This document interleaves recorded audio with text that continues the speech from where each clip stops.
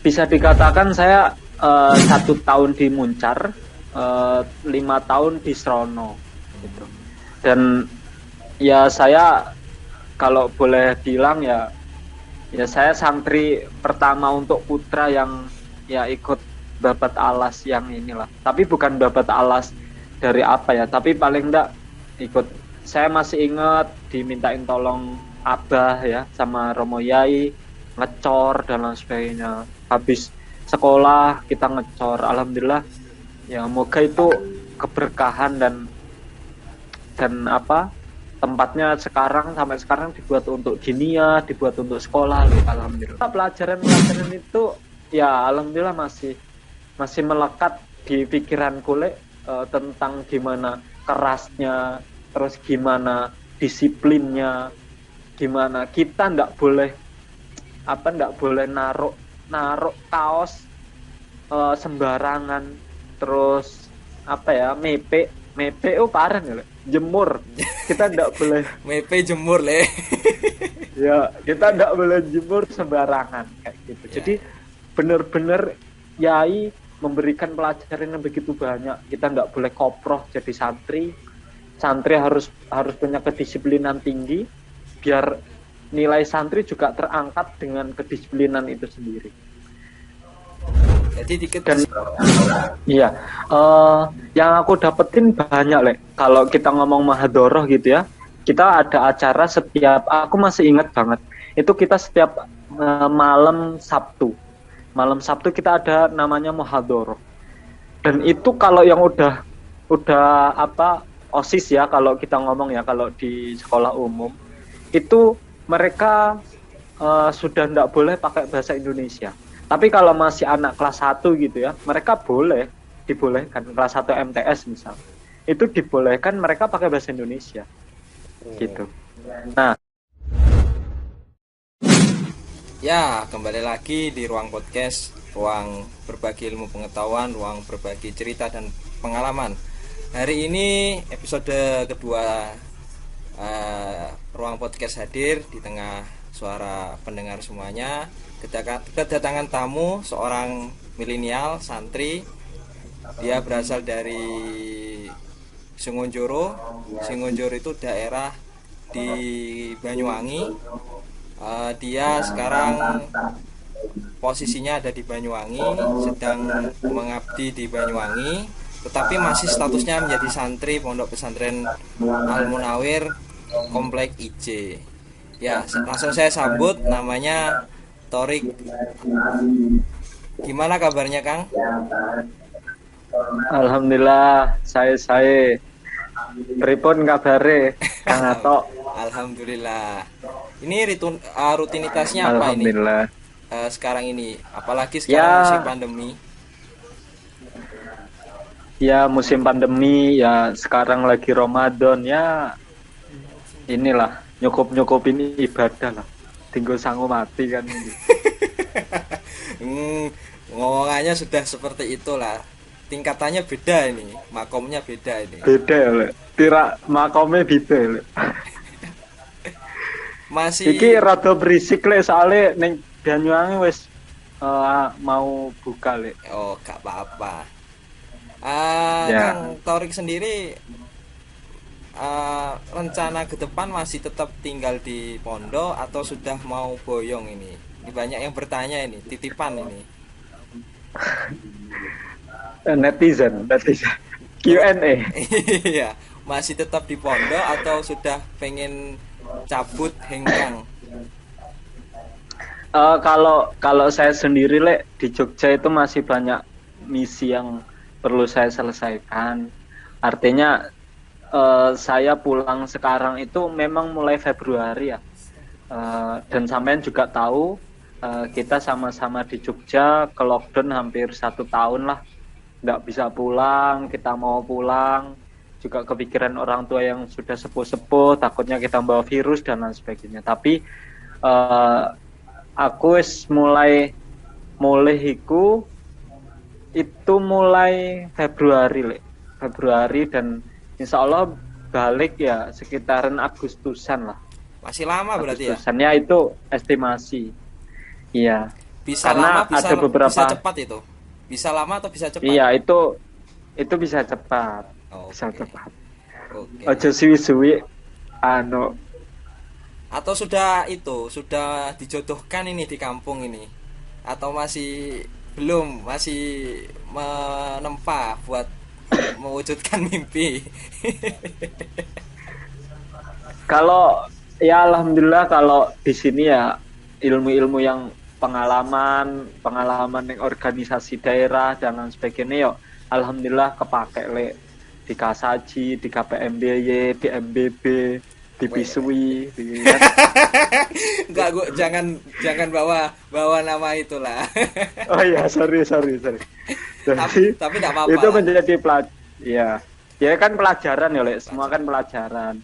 Di MBB itu juga saya ngambil banyak pelajaran. Nah, alhamdulillah ya ono manfaatnya, ada manfaatnya. Alhamdulillah yo aktivitas isun yo kadung bengi yo nulungi musola kanan kiri ngimami lah, Le, gitu ya. Kita juga sebagai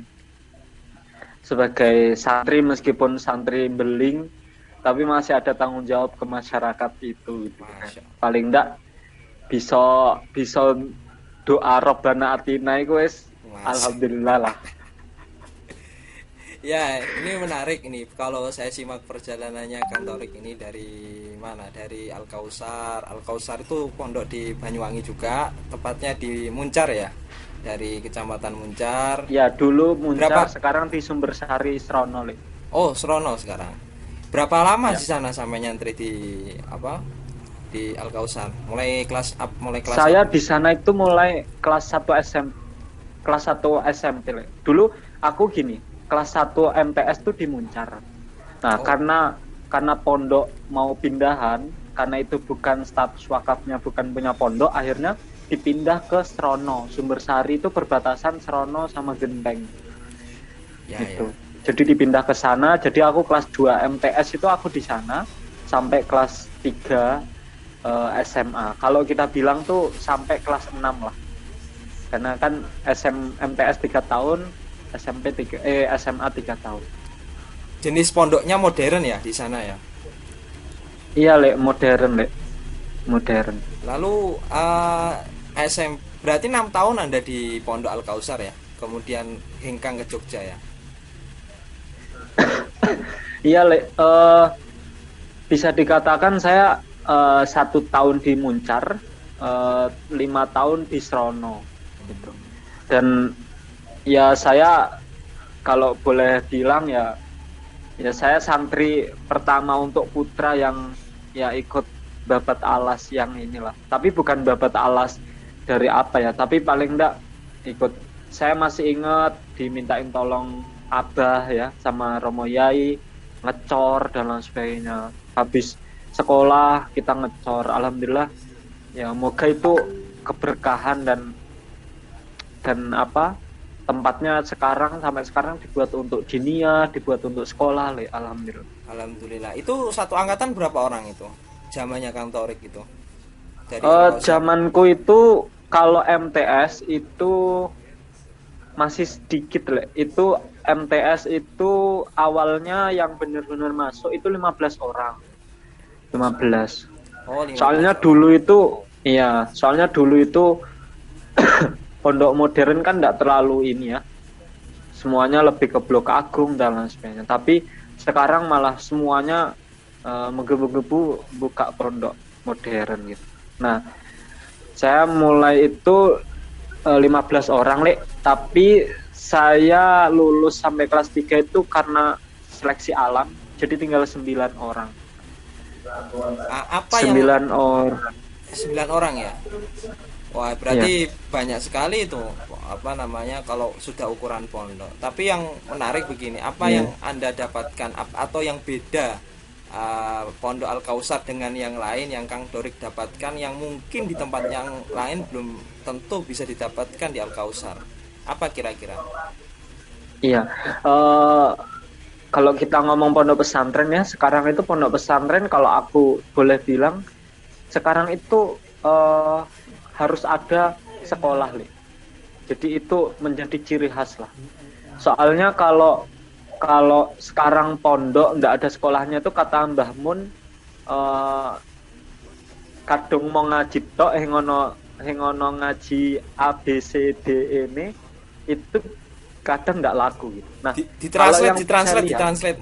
Tadi itu apa itu? Soalnya pendengarnya bukan eh, hanya orang Jawa, Le. oh iya, iya. Jadi kalau kalau pondok sekarang cuman salat gitu ya, Ya, cuman nondok aja, Le, salah. tanpa di dalamnya ada pendidikan formal, yaitu kalau kita ngomong berkembangnya itu sulit lah, karena eh, tantangan zaman sekarang, pondok sekarang dengan dulu itu berbeda, sangat-sangat berbeda. Saya lihat juga beberapa pondok di Banyuwangi juga mengalami hal yang sama, yang sebelumnya itu ribuan ratusan santri, tapi karena digerus dengan perkembangan zaman, akhirnya masih kekeh dengan prinsipnya tidak mau membuka sekolah, ya akhirnya ketinggalan sendiri dan sekarang mulai open minded untuk membuka sekolah gitu. Akhirnya sekarang mulai berkembang maju lagi seperti itu. Nah, yang aku dapetin di Al Kausar adalah yang pertama tentang kedisiplinan. Kalau aku bilang Al Kausar itu uh, ya paling enggak cerminan lah, bukan 100% mirip Gontor karena kita bukan kiai kita alumninya mungkin pernah belajar di Gontor cuman tidak 100% kita mengikuti Gontor. Nah, karena modern itu kan memang kiblatnya pondok modern kan Gontor, kayak gitu. Jadi kedisiplinan, kita schedule itu dari kita mulai mulai apa? Mulai dari tidur sampai tidur lagi itu kita diatur. Kok ada yang telat? Allahu Akbar, la ilaha illallah, azan itu, Le. Kok ada yang telat, kok enggak sampai di lingkaran masjid, maka itu siap-siap dihukum. Artinya aku dapetin kedisiplinan di situ, Le. Aku dapetin kerja keras, aku dapetin di sana kesusahan dulu. Maka keterpaksaan itu akan menjadi hal yang harus dilakukan. Itu yang menjadi pelajaranku sampai sekarang, deh. Ya. Aku ditempa selama 6 tahun ya. Jam 9 malam tuh wajib tidur. Karena keamanan keliling terus. Kita 24 jam harus berbahasa sesuai Arab, Inggris bahasa yang ya, sesuai hari yang sudah ditentukan oleh pengurus pesantren. Kayak contoh kalau aku masih ingat ya, Senin, Selasa, Rabu uh, itu bahasa bahasa bahasa Inggris, ya bahasa Inggris. Kalau Kamis, Jumat, Sabtu itu bahasa Arab. Nah, kalau Minggu boleh bahasa Inggris, boleh bahasa Arab. Gitu. Nah, bahasa Osing nggak boleh. Kita nggak boleh. Bahasa Indonesia aja nggak boleh gitu. Nah, alhamdulillah pelajaran-pelajaran itu ya alhamdulillah masih melekat di pikiranku, tentang gimana kerasnya, terus gimana disiplinnya, gimana kita nggak boleh naruh kaos sembarangan, terus mepe parah nih, jemur kita nggak boleh mepe jemur, Le. ya kita nggak boleh jemur sembarangan kayak gitu. Jadi benar-benar yai memberikan pelajaran yang begitu banyak. Kita nggak boleh koproh jadi santri harus punya kedisiplinan tinggi biar nilai santri juga terangkat dengan kedisiplinan itu sendiri. Jadi kedisiplinan ya kata kuncinya ya. Iya, kedisiplinan dan jadwal yang sudah tertata. Jadi Kang Torik, ada satu yang saya ingat dari idolanya Kang Torik, yaitu Bupati Banyuwangi Abdullah Azwar Anas ya, yang kita tahu periode berapa? Periode 2010-2020 itu kan dia alumni Pondok Pesantren Bustanul Makmur ya. Ketika itu saya ingat betul dia mengatakan bahwa berarti satu alma mater dengan Kang Atok, Le? enggak lah, dia pusat, saya kan pondok cabang itu. Dia mengatakan ke santri-santrinya ada itu malam Lailatul Tholibin namanya. atau muhadharah lah kalau bahasanya. Nah di situ benar betul-betul Pak Anas itu belajar betul ya public speaking di sana. Bagaimana cara tampil di depan umum, bagaimana dia apa namanya menyiapkan bahan pidato, dan terbukti itu sekarang dia salah satu public speaking kepala daerah terbaik ya yang kita tahu. Nah mungkin ada itu tidak pengalaman itu yang Anda dapatkan di Al Kausar mengenai itu, terutama public speaking ataupun kegiatan-kegiatan yang lain lah. Iya, yang aku dapetin banyak leh. Kalau kita ngomong mahadoroh gitu ya, kita ada acara setiap. Aku masih ingat banget. Itu kita setiap malam Sabtu kita ada namanya mahadoroh. Dan itu kalau yang udah apa OSIS ya, kalau kita ngomong ya, kalau di sekolah umum itu mereka sudah tidak boleh pakai bahasa Indonesia. Tapi kalau masih anak kelas 1 gitu ya, mereka dibolehkan kelas 1 MTS misal. Itu dibolehkan mereka pakai bahasa Indonesia. Gitu. Nah, yang aku dapatkan sekarang adalah alhamdulillah aku ya bisa event-event lah dunia sekolah trainer motivator. Nah, itu salah satunya adalah mungkin dari ilmu itu jujur ini karena gini alhamdulillah karena di sana itu kita difasilitasi, kita benar-benar ditempa mental kita salah gitu, gitu. Jadi kita benar-benar ditempa mental, kita dimalu-maluin, dipermalukan di sana ya, tapi enjoy aja karena kita udah biasa bercanda dan lain-lain. Tapi kan kita sebagai pemateri tetap itu apa ya? Tetap nervous. Ya, benar. Tetap nervous. Demam panggung.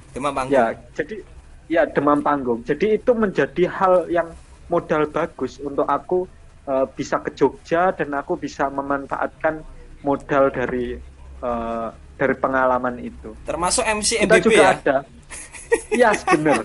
Alhamdulillah itu meskipun agak sedikit ya gitulah Kok Anda mengingatkan saya lagi Ya enggak lah. Tapi itu kan bukti bahwasanya pondok pesantren itu kan juga membentuk karakter kita untuk tampil di depan umum gitu loh.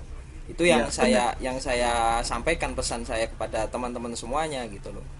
Selain itu apalagi selain muhadharah, bahasa, mungkin apalagi yang didapatkan di Al Kausar? Kebersihan, kebersihan. Karena pondok Al Kausar itu mementingkan tidak hanya santri itu pinter ngaji, tapi dia juga pinter membersihkan dirinya sendiri. Sampai di kamar mandi tuh nggak boleh ada bekas sabun. Kan kalau kita naruh sabun nih di atasnya keramik kamar mandi itu kan biasanya ngecap Iya. Nah itu nggak boleh. Itu kalau ada yai keliling, ini kita dibakalan kena. Nggak boleh ada daleman yang mungkin ketinggalan di kamar mandi, entah itu handuk dan lain sebagainya, itu nggak boleh. Jadi benar-benar steril.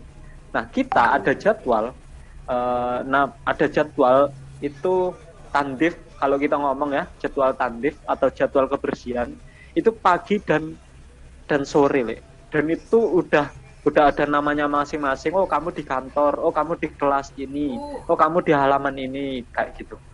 Jadi udah ada ini. Alhamdulillah Al Kausar itu selalu bersih, selalu tertata dan lain sebagainya.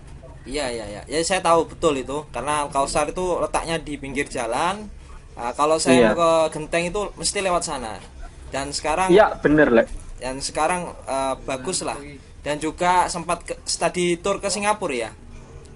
Iya, karena study tour ke Singapura dan Malaysia itu adalah menjadi menjadi agenda tahunan. Karena kan Al Kausar tidak hanya di Banyuwangi, Al Kausar itu juga cabangnya? Ada di Batam. Di mana? Tanjung Pinang. Oh, di Tanjung Pinang.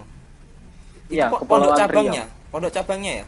Itu pondok cabang, tapi lebih maju di sana karena memang rata-rata santrinya adalah anak DPR, anak bupati atau anak wali kota iya. Jadi kalau boleh dibilang kalau boleh dibilang Al Kausar itu kenapa di mereka lebih maju? Karena mereka lebih berdekatan dengan Singapura. Ketika ada direktur pondok Al Kausar, dari Tanjung Pinang, Al Kausar Tanjung Pinang, itu kan ada direkturnya, Le. Iya, ya. Nah, itu kalau misal mau nguji para santri untuk berbahasa Inggris, berbahasa Arab, itu datengin tuh, Le, turis dari Singapura. Dan itu turis dari Singapura naik boot aja udah, kapal boot aja udah nyampe, Le. Ya. Karena sampai deketnya. Berarti Dan pembelajaran itu menjadi betul-betul ditimpa di sana ya. Praktek iya, langsung bener. ya. Oh. Iya, langsung praktek. Dan Anda juga Dan pernah yang ke Singapura kan? Sudah pernah ke Singapura? Alhamdulillah. Tapi bukan programnya Al Kausar. Oh, bukan ya. Lain itu ya. Bukan. Oke. Lain itu. Nah, Tapi terus yang gimana? ditekankan juga adalah di Al Kausar yang kita masih ingat adalah tempaan terhadap pramuka, Le.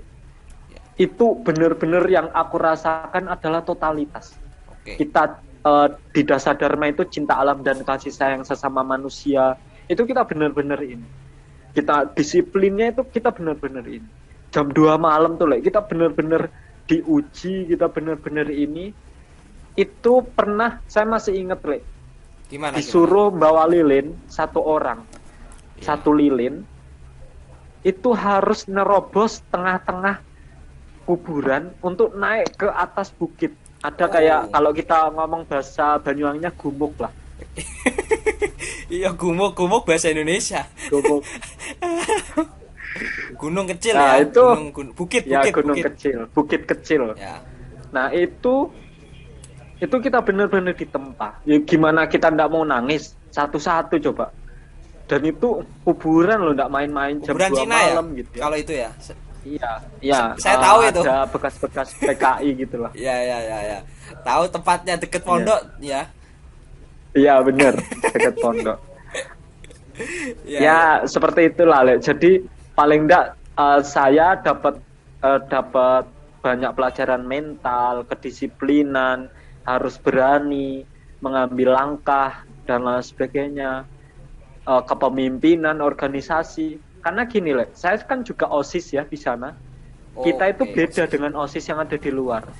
Bukan kita merendahkan OSIS yang ada di luar, tapi paling enggak kalau kita OSIS di pondok, kita menjaga santri, kita mengatur santri itu 24 jam, Le. Dari santri tidur sampai tidur lagi itu kita yang ngatur. Jadi bukan kiai, bukan pengurus, tapi kita OSIS. Kenapa kita yang ngurus? Ya karena kita yang ngatur peraturan, kebersihan tuh kita juga yang ngatur, jadwal tidur kita yang ngatur, nanti koordinasi dengan direktur pondok dan lain sebagainya. Tapi kan kita yang menjalankan konsep pengaturan itu. Iya. Jadi bahasanya, terus teknis hukuman ketika ada orang yang melanggar bahasa. Kalau kita tidur itu nggak boleh pakai sarung, Le. Kok ada pakai sarung ditelanjangi, Le. Oh gitu, kenapa nggak pakai sarung? Ya karena disiplin itu, Le. Oh. Ya bolehnya kalau kita nggak punya baju piyama ya kita paling nggak pakai training lah, pakai kaos. Iya, pakai training pakai kaos. Dan itu sampai sekarang saya praktekkan, Le. Alhamdulillah. Setua ini saya masih praktekkan ilmu tidur pakai training. Dan teman-teman di Kerapia khususnya Komplek IJ pasti tahu kalau saya tuh tidur sering pakai training. Pakai training itu oleh-olehnya dari Al Kausar ternyata. Oleh-oleh dari Al Kausar. Oke, terus itu tadi 6 tahun ya, waktu lama itu, waktu yang lama. Kemudian Anda lulus di Al Kausar. Tetapi kalau misalnya ada pertanyaan begini, Kang, misalnya ada tawaran untuk mengabdi kembali ke Al Kausar, apakah siap? Gini,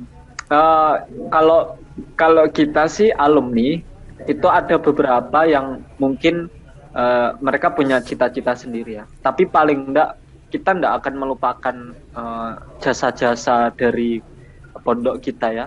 Tapi kita akan mengabdi dari luar lah. Contoh mungkin kita dengan mendatangkan murid kali ya atau apa gitu. Jadi banyak hal yang mungkin kita bisa bisa ini ngabdi. Ya yang bisa kita ini. Dan ngabdi itu kan enggak harus dari pondok langsung, ya? Iya, enggak harus.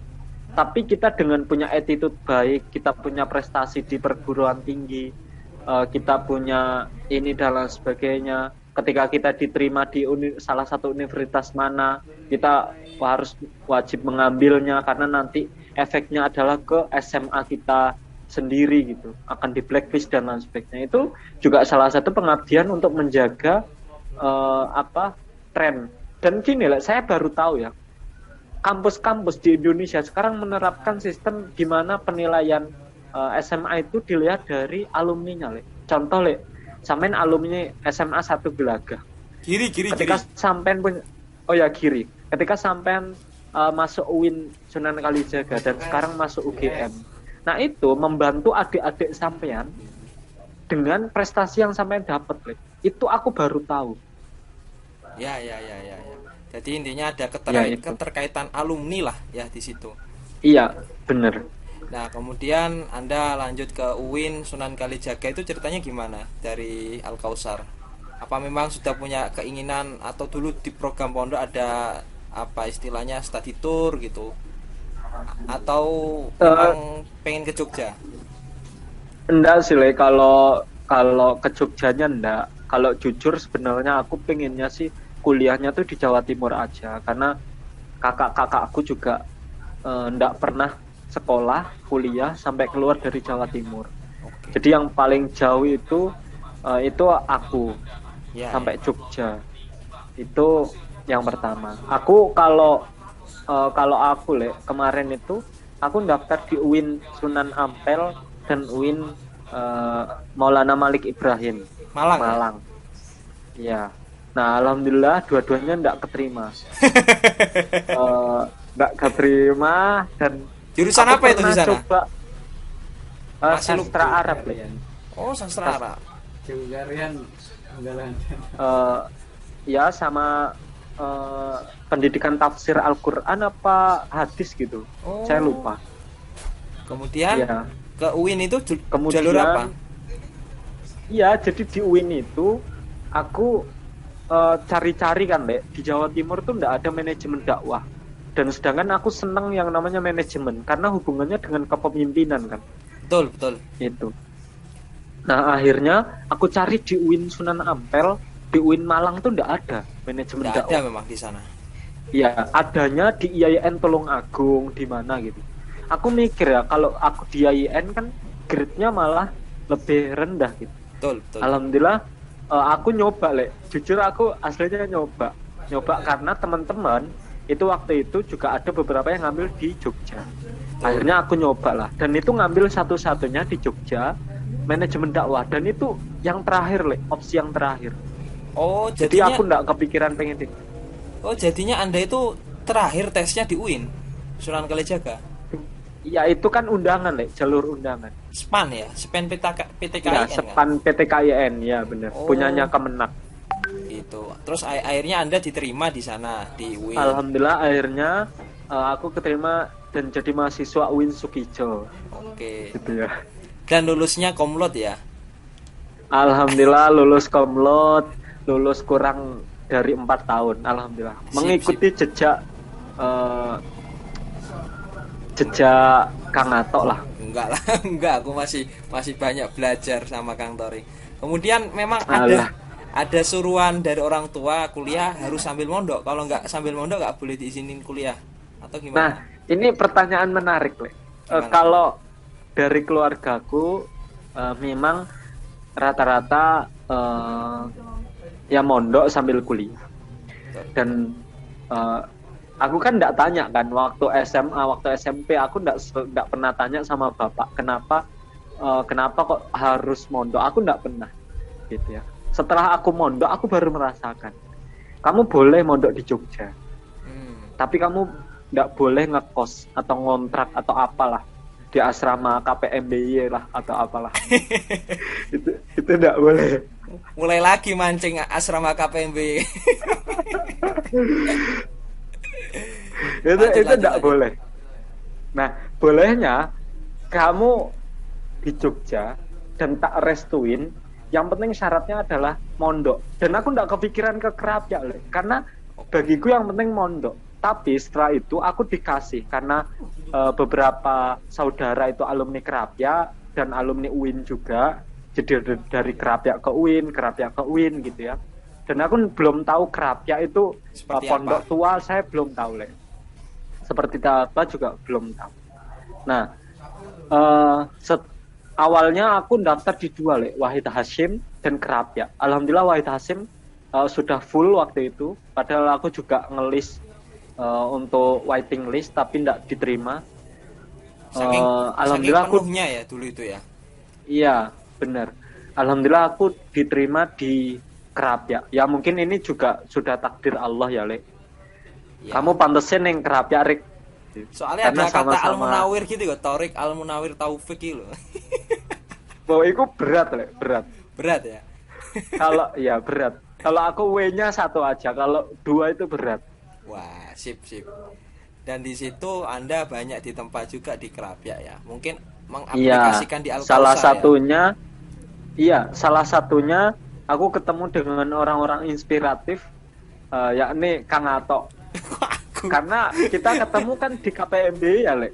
Ya, di acara tahlilan itu waktu itu. Iya, dan aku kan belum tahu ya sampean kalau santri Kerapia. Hah? Sudah lah, sudah tahu itu. Belum. Belum. Belum. Saya taunya itu waktu kita kenalan di tahlilan itu deket bandara. Ya, di mana? Di bandara, bener, betul. Di base Ya, campnya deket KPMB bandara dulu. itu kan basecampnya KPMB dulu. Sama Nah itu sahabat kita Anda. kenalan. Ya Andi sama Andi. Sama Andi juga. Kemudian dari situ kita relasinya ya, dari situ ngobrol sana sini. Iya benar. Kemudian ya akrab Iya. di situ. Sampai ketemu bapak Akrab. kita di Jogja ya kan? Sampai kita sampai sering bolos bercanda kuliah ala-ala itu kan? Banyuwangi. Sampai bolos kuliah. Oh iya jelas ya. Harus. Nggak lah. Tapi waktu itu sejujurnya itu dosennya tuh nggak datang Le. Oh, gak ada. Jadi aku udah kontekan sama siapa, Fandi apa Citra kalau nggak salah. Betul. Kalian dia wes merono kabeh. Iki OTW Rik gitu katanya. Ya kan saya sama Anda Ya udah. ke hotel itu. Oh iya benar. Tapi kan aku kontekannya nggak sama-samain karena aku mikir Le isen ono kelas kan gitu ya. Iya, ya. Setelah itu aku chatan sama Citra, jarene Citra wes lah. Akhirnya aku chat sampean akhirnya kita bisa bareng. Betul. Alhamdulillah Dan Anda di ketemu dan foto bareng. Ketemu. Yang pasti foto bareng. foto bareng. Iya, yang pasti foto bareng. Nah di Krap ya, Anda kan banyak kegiatannya aktif di pengurusan pusat, kemudian jadi ketua santri Jawa Timur gitu. Kesan Anda apa itu yang Anda dapatkan di sana? Yang pertama aku banyak belajar, Le. Aku banyak belajar, aku banyak mendapat ilmu di sana ya, karena aku sebelumnya di Al-Kausar gitu, di Pondok Modern. Sejujurnya aku masuk Kerapia banyak sekali ilmu yang aku dapetin. Yang pertama tentang kita ketemu dengan banyak orang. Betul. Aku ketemu dengan santri salaf, aku ketemu dengan santri Modern. Al-Quran, yang aku ketemu dengan santri-santri modern, alumni Gontor, alumni modern Madura dan lain sebagainya. Jadi banyak ketemu alumni Bustanul Makmur yang jadi penulis harian Radar Banyuwangi gitu kan. Jadi aku ketemu banyak orang dan banyak karakter. Dan aku kenal dengan orang Madiun, anak Kediri dari Jawa Timur. Alhamdulillah ya ini. Nah, kalau di pengurusan pusat, Le, alhamdulillah aku sekarang masih di pengurusan pusat. Itu mulai 2015, Le. Ya alhamdulillah itu aku dipercaya sama lurah, salah satu Gus Termas namanya Cak Atit gitu ya. Dulu lurah saya. Entah kenapa Cak Atit waktu itu masukin aja aku ke pengurus pusat gitu. Karena aku mungkin efek dari ini ya, Le, efek dari tempaan pondok 24 jam kita ngatur santri, jadi mungkin itu masih melekat di diri saya dan akhirnya kepake di Al-Munawir sampai sekarang, alhamdulillah. Kepengurusan apa? Divisi apa? Dulu awal-awal aku masuk di kepengurusan apa ya? Sosial Ekonomi ya. budaya kalau Oh enggak. ya, sosial budaya. Ya kita pernah muharoman bersama gitu ya. Iya, bener le. Yang sampai terakhirnya ricuh itu, waduh, waduh. Itu Iya, kan bener. kenangan kita ya. Sampai Dipegang polisi ya, bener. dipegang dua orang Di- Banyuwangi. Masya Allah, orang keren-keren. Ya, jadi teman-teman harus tahu semuanya. Saya ini sering itu dimarahin sama dia ini, terutama tidak karena dia sangat pekerja keras gitu loh. Sedangkan saya banyak banyak kesibukan gitu. Saya sering dimarahi dengan bahasa logatnya khas Osing gitu loh. Tapi ya bagi saya ya biasa gitu ya, biasa Iya, dalam organisasi ala-ala itu. bercanda. Ya. dan itu dan itu saya kira menjadi pembelajaran yang terbaik ketika Muharraman 2016 gak salah ya. 17 le. Oh ya, 17 kita dipercaya 17. memimpin berapa kompleks itu ya. Dan Dan alhamdulillah. itu saya le. Saya dikasih amanah ketua. Langsung awalnya itu aku dikasih wakil Fajar. Ini langsung terang-terangan aja le. Baru di YouTube-nya Kang Atok saya buka. Nah, gimana gimana ceritanya itu? Jadi awalnya itu aku dikasih wakil itu Fajar apa siapa gitu. Pokoknya ada. Tapi karena saya dibebani, waktu itu saya masuk sosial dan budaya. Trik iki gak enek gitu. Kata Kang Sidik adalah trik iki ini ndak ada lagi ketuanya gitu. Aku wis nyari-nyari ngoling itu ndak ada. Ya mau mau ndak mau ya sampean karena mewakili pengurus sosial dan budaya. Oh ya wes Mas Sidik gitu. Tapi aku minta satu. Apa Halo.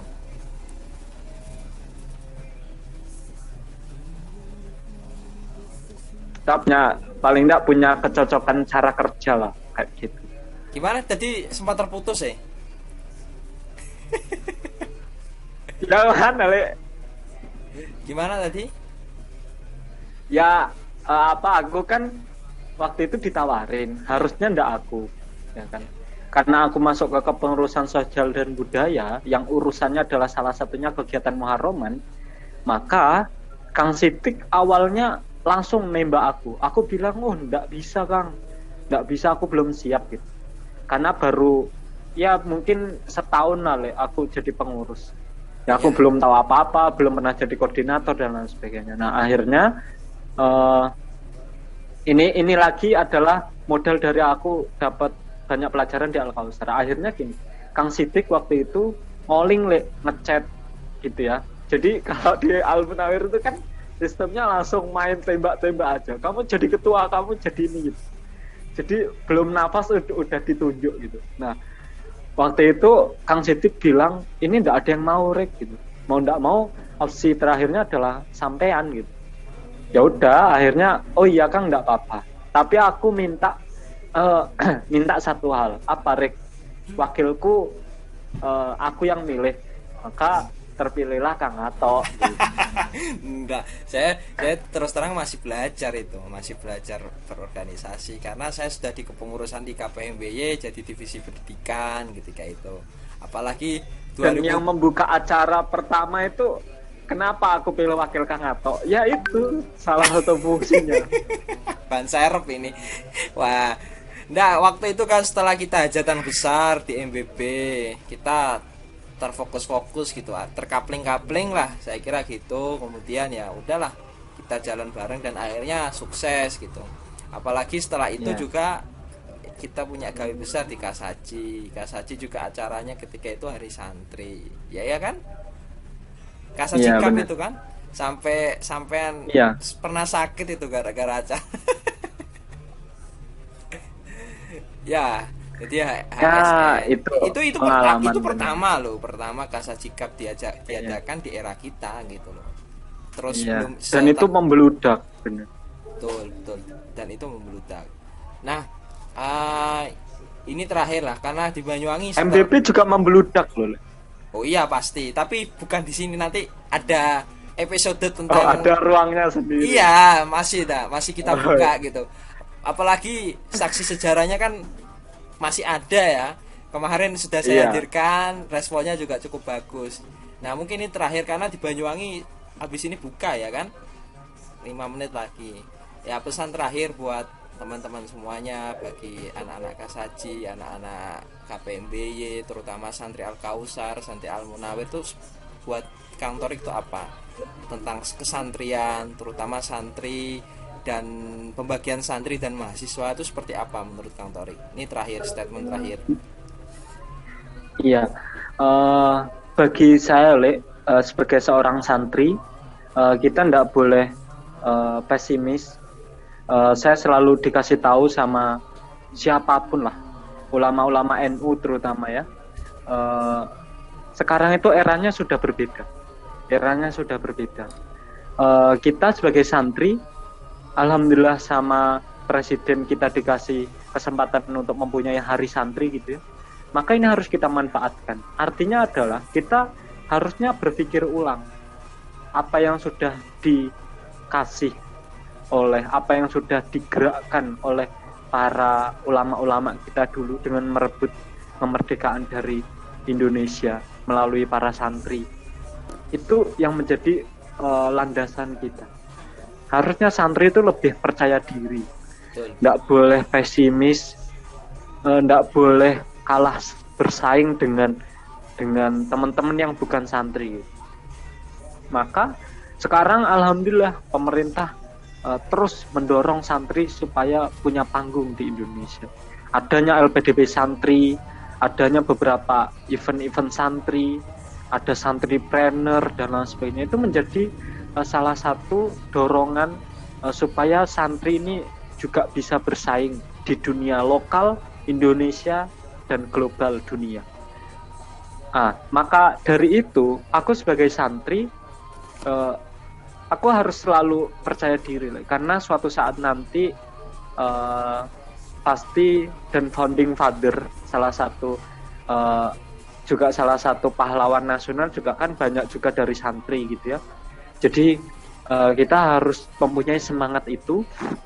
Mau jadi apapun kita, mau dimanapun kita, mau hidup dengan siapapun kita jangan pernah lupa kalau kita menjadi santri. Dan jangan pernah menganggap kita sebagai ulama atau apa yang mungkin kita masih haus akan ilmu pengetahuan. Begitu juga aku masuk KPMBY, kalau Kasaji kan urusannya udah sama dengan santri ya. Aku masuk KPMBY, aku masuk di mana gitu. Aku berbaur dengan teman-teman yang berbeda-beda gitu ya. Mungkin ada yang agamanya berbeda, mungkin yang karakternya berbeda. Meskipun kita sama-sama Banyuwangi ya, tapi mungkin karakter anak Banyuwangi Selatan dengan Tengah dengan Utara kan mungkin juga berbeda-beda gitu ya. Tapi aku juga banyak belajar di sana. Artinya adalah santri itu harus jadi bunglon, harus pinter, cepat beradaptasi dimanapun itu berada, mau jadi apapun itu gitu. Jadi itu menjadi pelajaran berharga bagiku. Aku tidak pernah merasa minder jadi santri, aku malah bangga menjadi santri. Santri juga bisa jadi motivator gitu ya, santri juga bisa jadi pengusaha, santri bisa punya podcast gitu ya, santri juga bisa berkarya dengan cara apapun, dengan menulis, mungkin membuat film, mungkin dengan cara apa gitu ya. Jadi inilah dunia sekarang, santri tidak boleh kalah bersaing dengan siapapun. Mungkin itu yang menjadi kesan aku terakhir, karena aku sangat-sangat bangga menjadi bagian dari santri, dan ya mungkin anak keturunan Kang Ato juga pasti ending-endingnya adalah menjadi santri gitu ya, karena kita juga sudah merasakan hal yang sudah kita rasakan gitu. Ya, terima kasih. Inilah dialog saya keseruan dengan Kang Torik di hari santri pada hari ini. Mudah-mudahan bisa didengar dan menambah inspirasi bagi kawan-kawan semuanya. Amin. Makasih udah dikasih kesempatan. Ya, siap. Terima kasih dan sampai jumpa di ruang podcast selanjutnya.